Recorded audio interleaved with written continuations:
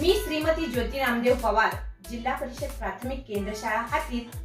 आज 8 मार्च आंतरराष्ट्रीय महिला दिनाच्या निमित्तानं मी एका विषयावर बोलणार आहे. माझा विषय आहे स्त्री, कालची आणि आजची. जन्मा येण्या कारण तू, नात्यांमधील गुंफण तू, दुःखालाही लिंपण तू, मायेचं शिंपण तू, झिजतानाही दरवळणार देवाऱ्यातील चंदन तू, आणि सर्वार्थानं या जगाला मिळालेलं एक अनोखं वरदान तू, एक अनोखं वरदान तू. स्त्री, स्त्री म्हणजे परमेश्वरानं निर्माण केलेली मायेची एक असीम मूर्ती.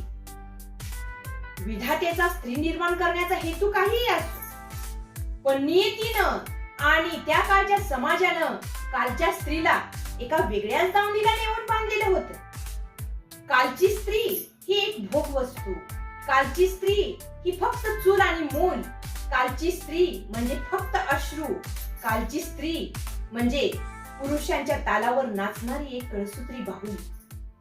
बस इतकंच दिलं होतं त्या काळच्या समाजानं त्या स्त्रीला. सती पद्धत, हुंडा पद्धत, बालविवाह, पडदा पद्धत, केशवपन अशा एक ना अनेक रूढी परंपरांच्या जोखंडात ती स्त्री बांधली गेलेली होती. कालची स्त्री ही पंख कापलेली आणि आपले अधिकार गमावून बसलेली स्त्री होती. हृदयी पान्हा नयनी पाणी, जन्मोजन्मीची ही कहाणी, बंदिनी स्त्री ही बंदिनी, बंदिनी स्त्री ही बंदिनी. याहून निराळी नव्हतीच त्या काळच्या स्त्रीची अवस्था. त्या स्त्रीला गरज होती एका धाडसी नेतृत्वाची, त्या स्त्रीला गरज होती एका बुलंद आवाजाची, त्या स्त्रीला गरज होती एका हाकेची. आणि म्हणूनच त्या काळच्या स्त्रीनं त्यावेळच्या समाजाशी बंड पुकारलं आणि उजाडले ते सोनियाचे दिवस.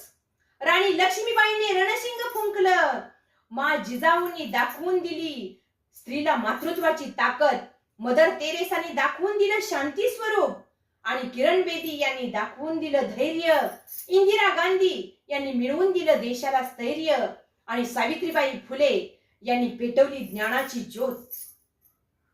आणि वर्षानुवर्षांच्या शृंखला तोडून प्रगट झाली दुर्गा आजच्या स्त्रीच्या रूपामध्ये.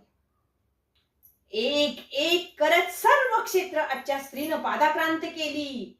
सारा जहां मेरी मुठ्ठी में असं म्हणत स्त्रीनं सर्व रूढी परंपरांना झुगारून लावलं आणि तोडून टाकला जुलमाचा पिंजरा, आणि आपले आशा आकांक्षांचे पंख जोर जोरात फडफडवत तिनं सर्व क्षेत्रामध्ये विकास साधला.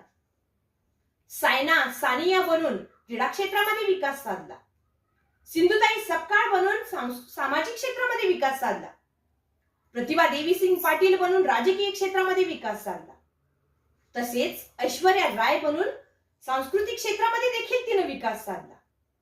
अशा प्रकारे त्या स्त्रीनं फक्त स्वतःचा विकास साधला नाही, तर आपल्या कुटुंबाचा देखील विकास साधला.